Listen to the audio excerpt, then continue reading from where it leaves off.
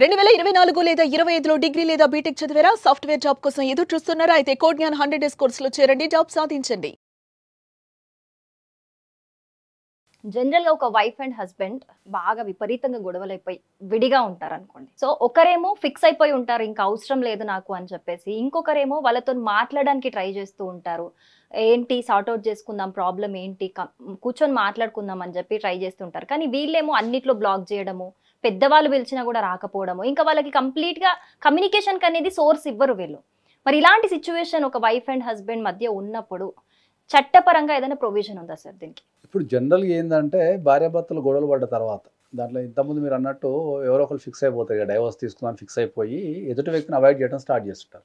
అంటే వాళ్ళతోని కమ్యూనికేషన్ లేకుండా ఉండటము, వాళ్ళు కాంటాక్ట్ చేసిన రెస్పాండ్ కాకపోవడము, ఓకే, ఎదుటి వాళ్ళు ఏదైనా అడిగినా ఆన్సర్ ఇవ్వకపోవడం, ఇట్లాంటివి చేస్తుంటారు. విడిపోయి ఉంటారు ఆల్రెడీ.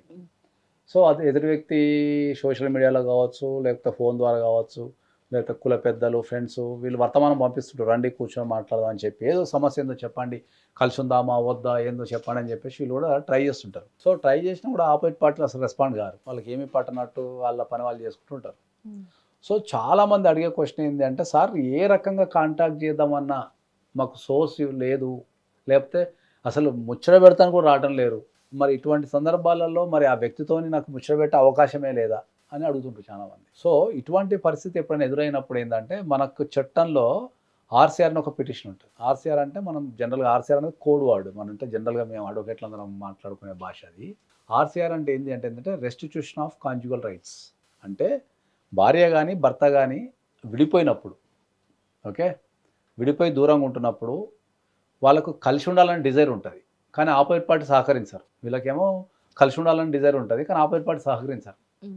సహకరించినప్పుడు మనం కోర్టుకి వెళ్ళి, నేను నా భర్తతోని కానీ నా భార్యతోని కానీ కలిసి ఉండాలనుకుంటున్నా, కాబట్టి నన్ను అతని దగ్గరికి పంపండి, లేదంటే అతన్ని నాతోని కాపురానికి పంపండి, మీ ఇద్దరం కలిసి కాపురం చేసేటట్టు చేయండి అనే ఒక పిటిషన్ ఉంటుంది. దాన్ని ఆర్సీఆర్ అంటాం మనం. ఆ పిటిషన్ కనుక మీరు కోర్టులో వేసుకుంటే కోర్టు డెఫినెట్లీ వాళ్ళకి నోటీస్ పంపిస్తుంది. నోటీస్ పంపించిన తర్వాత వాళ్ళు వచ్చిన తర్వాత వాళ్ళకి కౌన్సిలింగ్ చేసే అవకాశాన్ని ఇస్తుంది. కోర్టు కౌన్సిలింగ్ చేయటం కానీ, లేకపోతే కౌన్సిలింగ్ సెంటర్ పంపడం కానీ, పంపించి వాళ్ళిద్దరిని కూర్చోబెట్టి మాట్లాడే అవకాశం ఉంటుంది. అక్కడ మీరు మాట్లాడచ్చు, డెఫినెట్గా వస్తారు కాబట్టి అక్కడ మీరు కంపల్సరీ మీ ప్రాబ్లం ఏముంది, మీరు కలిసి ఉండాలనే మీ డిజైర్ని కానీ, లేకపోతే ప్రాబ్లం ఎక్కడుందో రెక్టిఫై చేసుకోవడం కానీ మీకు అక్కడ ఒక అవకాశం ఉంటుంది. అదొక అవకాశం. కొన్ని సందర్భాలలో ఏంటంటే మనకు డొమెస్టిక్ వైలెన్స్ అనే యాక్ట్ ఒకటి ఉంది. ఆ డొమెస్టిక్ వైలెన్స్ యాక్ట్లో కూడా ఏంటి అంటే మనకు సెక్షన్ 14 చెప్తుంది. డొమెస్టిక్ వైలెన్స్ యాక్ట్లో మనం జడ్జి దగ్గరికి వెళ్ళి సెక్షన్ 14 కింద కనుక మనం పిటిషన్ వేసుకుంటే, మా ఇద్దరికి కౌన్సిలింగ్ చేయండి అని చెప్పేసి కనుక పిటిషన్ వేసుకుంటే, ఆ పిటిషన్ కింద ఆపోజిట్ పార్టీని కోర్టు పిలుస్తుంది. కోర్టు పిలిచి మీకు డెఫినెట్లీ కౌన్సిలింగ్ ఏర్పాటు చేసి మీకున్న సమస్యలు ఏవైతున్నాయో, మీ పొరపాట్లు కానీ సమస్యలు కానీ, మీ మధ్యలో ఏమన్నా భేదాభిప్రాయాలు వస్తే వాటిని దూరం చేసి కలిపే ప్రయత్నాలు చేస్తారు. ఎవరైనా జనరల్గా కలిపే ప్రయత్నాలే చేస్తారు. కాదు కుదరదు వాళ్ళిద్దరు పడదాం అన్నప్పుడు డైవర్స్ తీసుకోవడానికి ఏమన్నా వాళ్ళు ఒప్పుకుంటే, డైవర్స్కి ఒప్పుకుంటే వాళ్ళు ఏర్పాటు చేస్తారు. తర్వాత మనకు లీగల్ సర్వీస్ అథారిటీస్ ఉంటాయి. మీరు అక్కడికి వెళ్ళి కూడా మీరు కేసులా కాకుండా మాకు కౌన్సిలింగ్ చేసి మా ఇద్దరి మధ్యలో ఉన్న సమస్యల్ని పరిష్కరించండి, మా ఇద్దరి మధ్యలో ఉన్న భేదాభిప్రాయాలు ఉంటే వాటిని పరిష్కరించండి అని కానీ, కలపడానికి ట్రై చేయమని కానీ, విడగొట్టడానికి ట్రై చేయమని కానీ మీరు అక్కడికి వెళ్ళి కూడా అప్లై చేసుకోవచ్చు.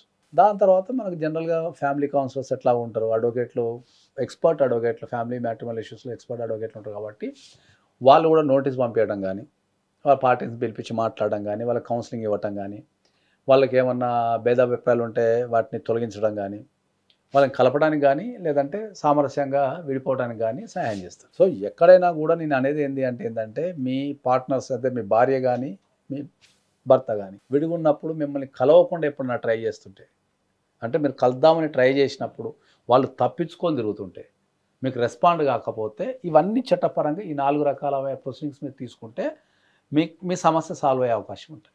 అంటే ఒకవేళ వాళ్ళు ఇప్పుడు ఒక నోటీస్ పంపిస్తారు, వీళ్ళు కోర్టుని అప్రోచ్ అయినప్పుడు అయినా కూడా వాళ్ళు రెస్పాండ్ అవ్వకపోతే ఎలాంటి యాక్షన్స్ అయినా ఉంటాయా దానికి? ఇప్పుడు మనకు ఆర్సీఆర్లో కనుక నోటీస్ పంపించిన తర్వాత రాకపోతే కేసు వేసుకున్న వ్యక్తి ఫేవర్లో ఆర్డర్ వచ్చే అవకాశం ఉంటుంది. ఓకే, ఆర్సీఆర్లో కేసు వేసుకుంటే కోర్టు నోటీస్ పంపించిన తర్వాత వాళ్ళు రాలేదనుకో, వీళ్ళు కంపల్సరీ వీళ్ళ ఫేవర్లో ఆర్డర్ వచ్చే అవకాశం ఉంటుంది. వీళ్ళ ఫేవర్లో ఆర్డర్ వచ్చిన తర్వాత వీళ్ళు కంపల్సరీ వచ్చి కోర్టు ఆర్డర్ని గౌరవించాలి కాబట్టి వచ్చి కాపురం చేసే అవకాశం ఉంటుంది. లేదా వాళ్ళు కాపురం చేయకపోతే వాళ్ళ పైన చట్టపరమైన చర్యలు తీసుకునే అధికారం కూడా వీళ్ళకు ఉంటుంది. మళ్ళీ రెస్పాండ్ అవ్వకపోతే చట్టపరమైన చర్యలు తీసుకునే అధికారం కూడా ఉంటుంది. సో అది ఆర్సీఆర్ అయినా పర్లేదు, లేదా మీకు డొమెస్టిక్ వైలెన్స్ అయినా పర్లేదు.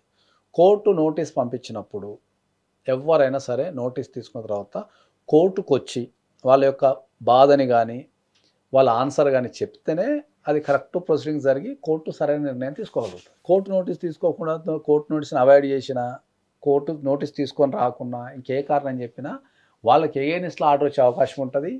వాళ్ళ మీద చర్యలు తీసుకునే అవకాశం కూడా ఉంటుంది. అంటే ఏ విధమైన చర్యలు అంటారు? కొంతమంది అంటే ఇప్పుడు ఒకవేళ డివోర్స్ దాకా వెళ్ళింది అనుకోండి, పెనాల్టీ వేయడం అలాంటివి ఏమైనా ఉంటాయా? ఎలాంటివి ఉంటాయి? ఇప్పుడు మనకి ఈ పిటిషన్కి వచ్చేసరికి ఏంటంటే కోర్టు కలవమని ఆర్డర్ ఇచ్చింది అనుకుందాం. రాకపోతే వాళ్ళ ఆస్తులను జప్తు చేసే అధికారం ఉంటుంది. వాళ్ళకున్న శాలరీలో ఆస్తులో కోర్టు జప్తు చేసుకునే అధికారం ఉంటుంది డెఫినెట్లీ. కోర్టు ఆర్డర్ని పాటించకపోతే మీకు ఆర్సీఆర్ పిటిషన్లో మనకు ఆర్సీఆర్ పిటిషన్ వచ్చిన తర్వాత కోర్టు ఆర్డర్ని పాటించకపోతే దాన్ని జప్తు చేసే అధికారం ఉంటుంది. కాబట్టి లీగల్ యాక్షన్స్ అయినా తీసుకోవచ్చు. కాబట్టి నేను ఏం చెప్తా అంటే ఏంటంటే మీరు కలవటానికి ప్రయత్నించినప్పుడు ఓకే అక్కడ ఇట్లాంటివి ఆపోజిట్ పార్టీ మీకు రెస్పాండ్ కావటం లేదంటే చట్టపరంగా మీరు చర్యలు తీసుకోండి. మీకు డెఫినెట్లీ మీకు న్యాయం జరిగే అవకాశం ఉంటుంది. ఇది ఓన్లీ హస్బెండ్కి రిలేటెడ్ ఫ్యామిలీ మొత్తానికి వర్తిస్తుంది సార్? కౌన్సిలింగ్ అనేది ఎప్పుడైనా కూడా భార్యాభర్తల మధ్యలోనే జరగాలి ఎక్కువ. ఎందుకంటే థర్డ్ పార్టీస్ ఇంటర్ఫియర్ అయితే మీకు ఇంకా సమస్య ఎక్కువ అవుతుంది. కాబట్టి సమస్య అనేది ఎప్పుడు భార్యాభర్తల మధ్యలో కలిసి ఉండేది వాళ్ళిద్దరే. కాబట్టి కొన్ని ఇష్యూస్ చూస్తాం కదా, ఫ్యామిలీ ఇన్వాల్వ్మెంట్ ఎక్కువగా ఉండి.